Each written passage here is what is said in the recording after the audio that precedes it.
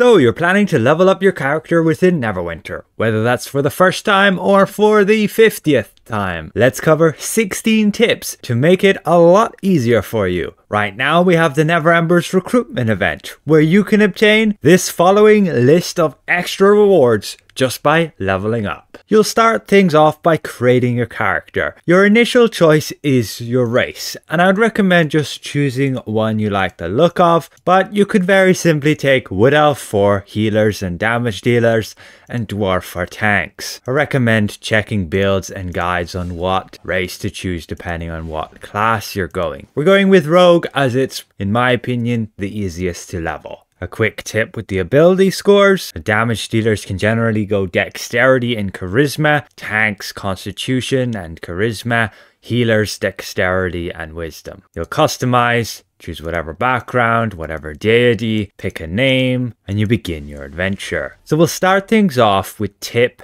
number 1, which is setting up your keybinds, what you're going to use to actually play the game. You can press escape on PC, go to options, and go to keybinds and customize them how you wish. For example, I like to have auto run on V instead, and mount I prefer, instead of having all the way over on 7, I would have it on T. However, there's a neat trick you can do if you play multiple characters and you have a whole customized setup, like your chat you might have here or the layout of your UI. You can very simply go to options and click save keybinds here, and on interface save UI. Then go back to your new character, again going to options, click load UI. You end up with the exact same setup as your other character, and also load keybinds. That way you don't have to do it all separately and individually and have your setup exactly like all your other characters. So tip number 2.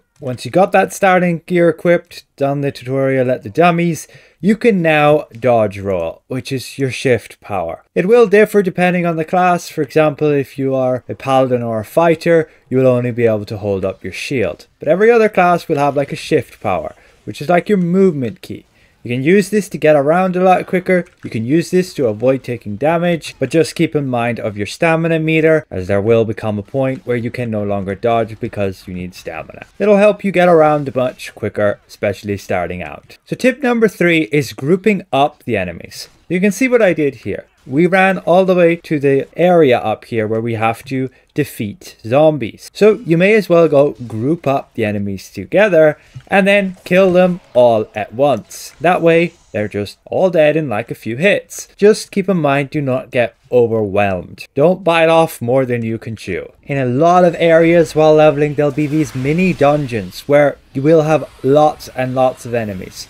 If you're confident, you can just keep walking past them and group them all up at like the boss room here. Then you can kill the boss along with all the ads at once. But again, if you're a really new player, maybe don't do this until you're more experienced, as you might get overwhelmed. It will depend on the class, how well you are at killing groups of enemies. Wizard is particularly bad at this, so I wouldn't really recommend, but it is feasible. That way you save yourself quite a lot of time by just, grouping them up, killing them together. Tip number 4 is skipping unnecessary content. You can see the objective here is to fight through the forest. However, there is no need to actually fight anything. You can just follow the sparkly line as per the objective and get to your destination. Another example is when you have to defend Makos while he's casting his spell. You do not have to. You can wait that minute. You can just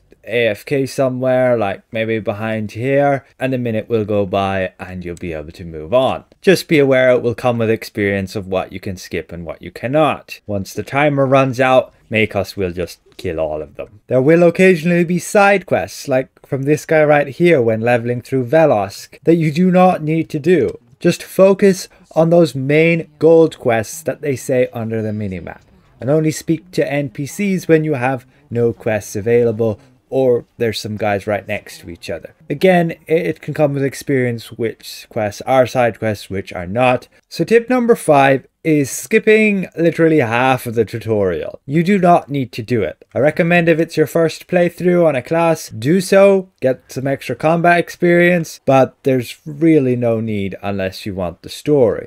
You'll speak to Celeste here, then head up to the bridge and teleport into this area. Now what you can do is you can press H and then I'm stuck and just click abort quest. You will end up straight in Protector's Enclave, the main hub area. However, you will end up in this top section and you'll need to follow your sparkly line and find Makos. So the next tip is a bonus tip, and this is where if you have played on multiple characters, you may have items that are considered account wide, and this will allow you to claim them on a new character.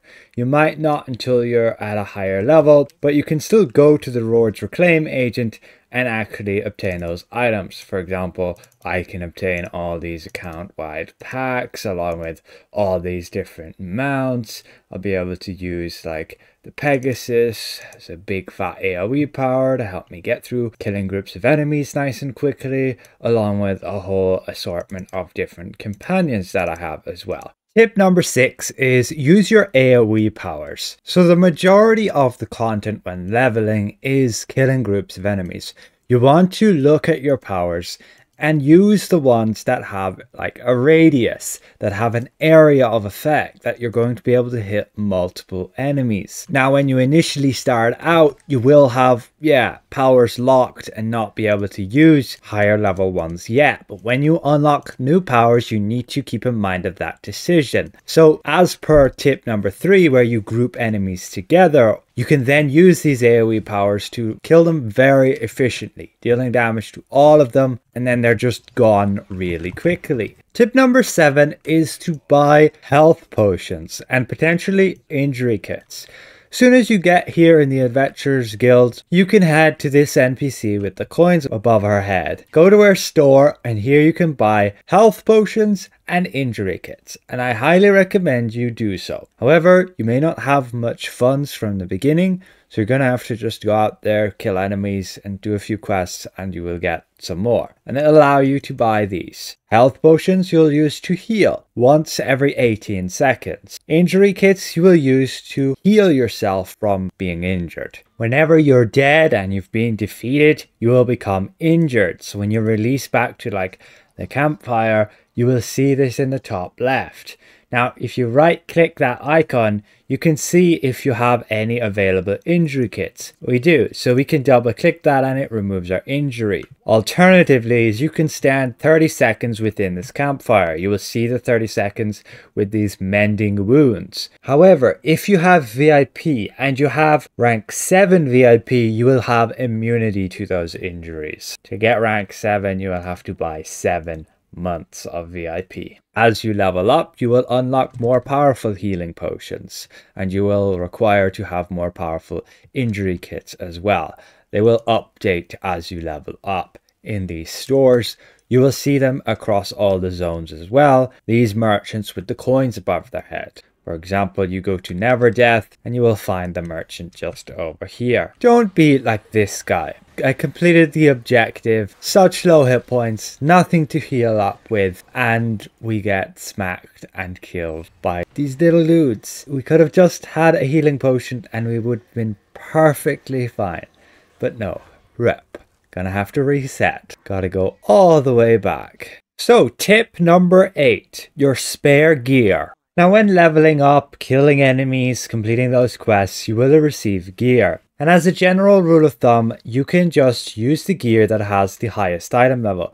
So when it has this sparkly recommended tag, just use that gear and you'll just get upgrades from there. This is only when leveling do you follow the recommended. Once you start getting epic gear and legendary gear, even mythic gear, make sure you look at the bonus instead of the item level. But what should you do with all the old gear? It's just going to start filling up your inventory. Well, if you're a collector, I would highly recommend to right click it and convert it to your appearance library. This will allow you to later on go to your appearance tab here and you can go to the different gear pieces here and go change appearance item, and you can see which ones you have in your library, and you could use these and have them visually equipped regardless of what actual gear you have equipped, allowing you to stylize your character however you please rather than it actually looking like the armor that I am actually wearing, which would be this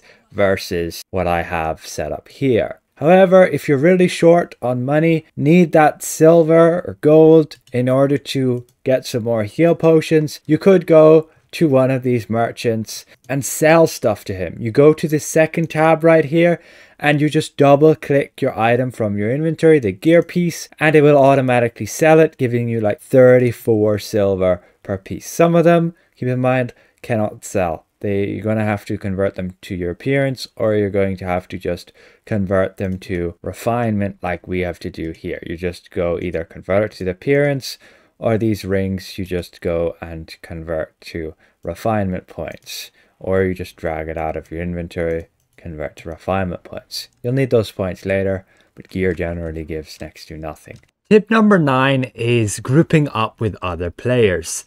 You can go interact with them and invite them to a party. You can just do so randomly. You can also just send them a private message and talk and make friends.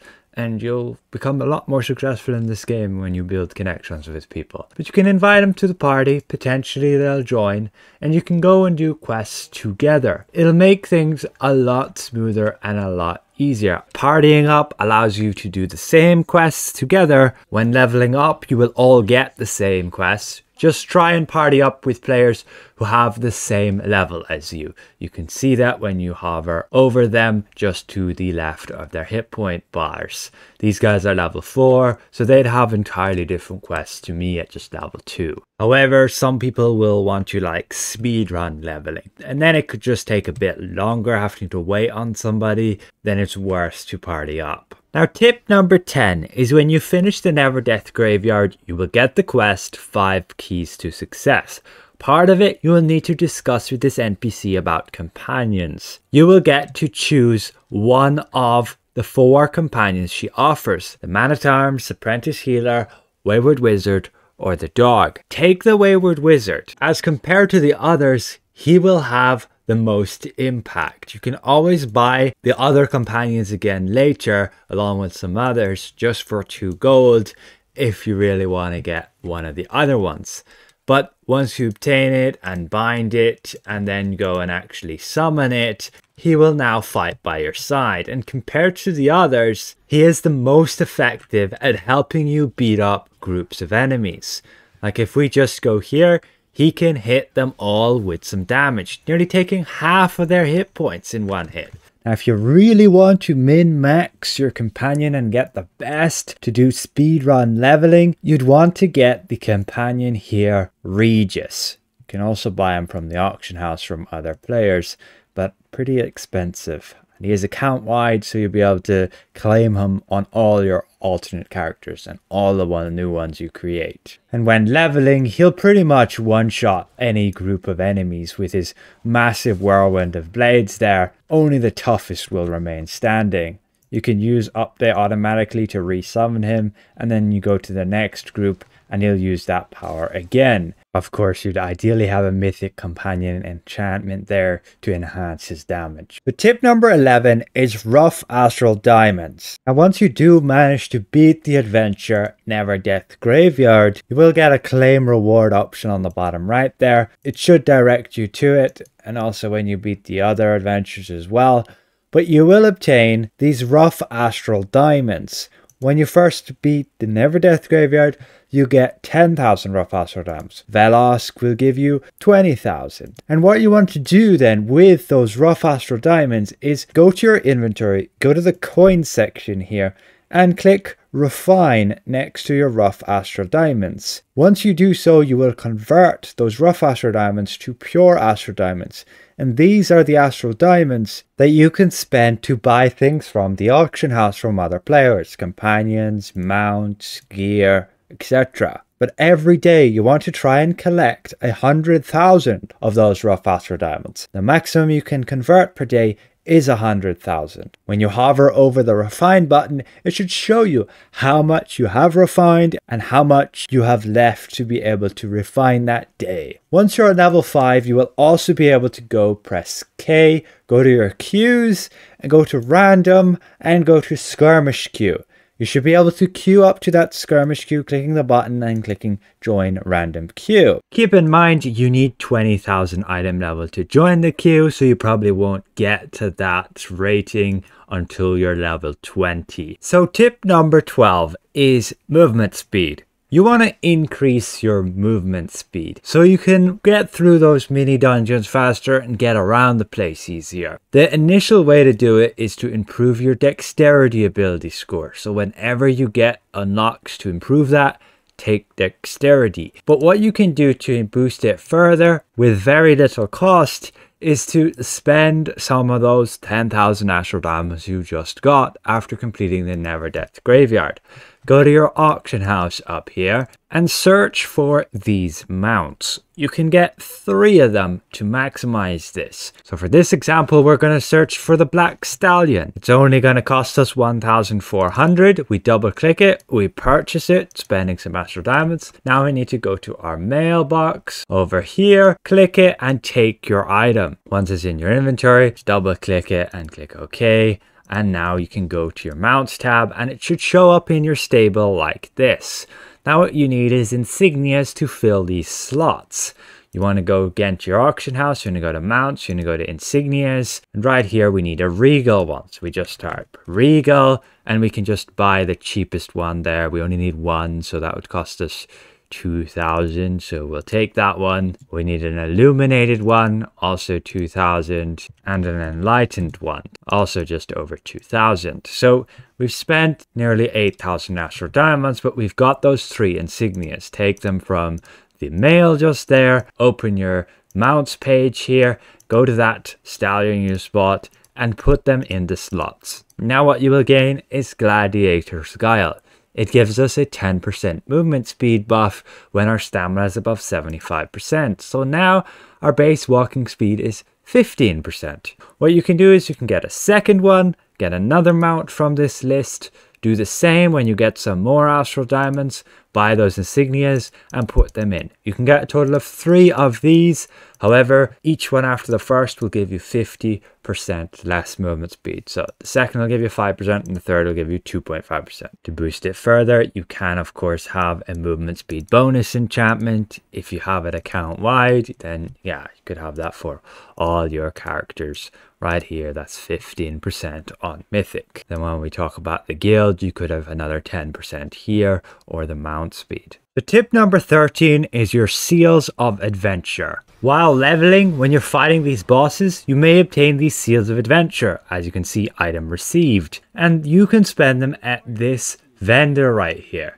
In the general wares, you can purchase this general equipment chest or a bag of rough Astral diamonds. However, you can also go to the tab where you can view equipment for your class. Here I recommend first buying your rings, the Guiding Raider's ring and the Guiding Attacker's ring. That'll give you a bit of a damage improvement, and from there try and get the Guiding Warrior's Restoration shirt, and then from there just pick up your weapons and your gear. You will use these items pretty much until you're level 20. Tip number 14 is joining a guild. Guilds can give you quite the significant advantage when leveling up. And if you're completely new to the game, recommend just asking in zone chat while you're in the Adventurers Guild here or in Protector's Enclave, and you might just receive a random guild invite. From there, you'll join your alliance and your guild chat. I have it set up here specifically so that I can see those channels there, and you can press G to view the guild you joined. We got lucky and we ended up in a level 20 guild, which is the maximum.